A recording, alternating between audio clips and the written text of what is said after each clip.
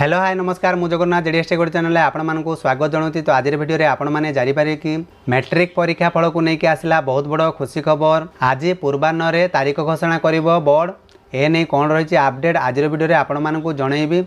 आ जो मैंने चैनल को नुआ कर चैनल को सब्सक्राइब करने सह जो पाखे घंटी चिन्हटी अच्छी दबाई नोटिफिकेशन ऑन कर दिंतु जहाँफल नुआ नुआ सूचना यही चैनल थ्रू आपण मैंने जानीपारे जितेबाला आप रिजल्ट डेट प्रकाश पाइबा आपण डिस्क्रिप्शन तले लिंक देदेवी चाहिए आप डायरेक्ट वेबसाइट को गलापर आपण रिजल्ट चेक करेंगे। किसी तथ्य आम चैनल थ्रू अपलोड होची तो कौन रही आज अपडेट चलतु डेरी नक भिडियो स्टार्ट करवा।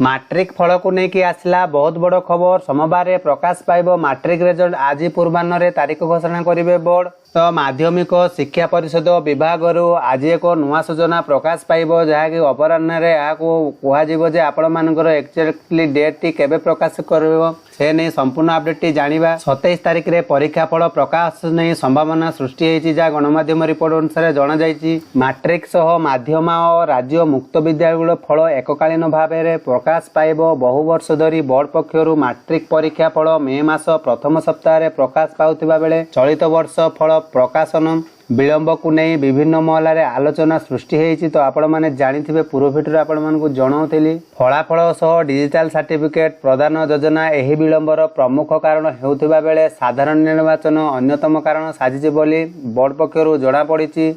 तो रिजल्ट प्रकाश समय छात्र छात्री केपरी डिजिटल सर्टिफिकेट संग्रह करें एथिपाई 18 तारीख दिन कटक रेवेन्सा कॉलेजिएट स्कूल भली प्रमुख विश्वविद्यालय मिलता डिजिटल सर्टिफिकेट प्रमाणपत्र विषय एककालीन कर्मशाला कर बोर्ड पक्षर योजना प्रस्तुत हो सारी एथिरे प्रमाणपत्र किपरि डाउनलोड करा से विषय सचेतन करा सूचना मिलता जहाँ पूर्व आपण मानक जनईली। तो आपण मैंने जानी कि निर्वाचन तारीख मैट्रिक रिजल्ट बाहर पूर्व बोर्ड परीक्षा कमिटी बैठक बसी विभिन्न प्रसंग में आलोचना होता। ए वर्ष परीक्षा कमिटी बैठक पर कमिटी सदस्य मानक चिठी करा।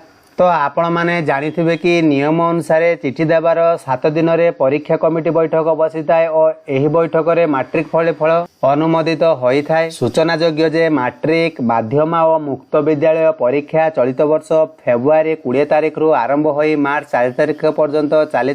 मैट्रिक रे 5,51,611 जन छात्र छात्री माध्यम 3,037 जन और मुक्त विद्यालय सर्टिफिकेट परीक्षा 7,831 जन फॉर्म पूरण करथिले। समस्त परीक्षा 3,037 परीक्षा केन्द्र रे अनुष्ठित होइतिला बेले खाता मूल्यांकन मार्च 15 तारीख आरंभ होई मार्च 30 तारीख पर्यंत चलीथिला। मूल्यांकन पई 15,000 रु अधिक शिक्षक नियुक्त होइतिले। तो आपण मानकु पूर्व वीडियो रे जणैतिली। तो परीक्षा फल को नै कि बोर्ड पक्षरु आज पूर्वाह्न रे तारीख घोषणा करिवे केबे आपण मानकर मैट्रिक रिजल्ट प्रकाश पाइबो। तो आपण माने चैनल को सब्सक्राइब कर रखिथांतु जहाँ फल रे संपूर्ण नुआ नुआ तथ्य आम चैनल थ्रू रे जानि पारिबे। आ जो माने बुझी पारुनांती कमेंट बॉक्स रे कमेंट लिखि जणांतु आपण मानकु संपूर्ण अपडेट जनइबी। तो ये थिला आज संपूर्ण अपडेट। आशा करछे वीडियो में संपूर्ण सूचना जानि पारिथिबे। तो सेतकी पर्यंत रहउची बाय बाय टेक केयर।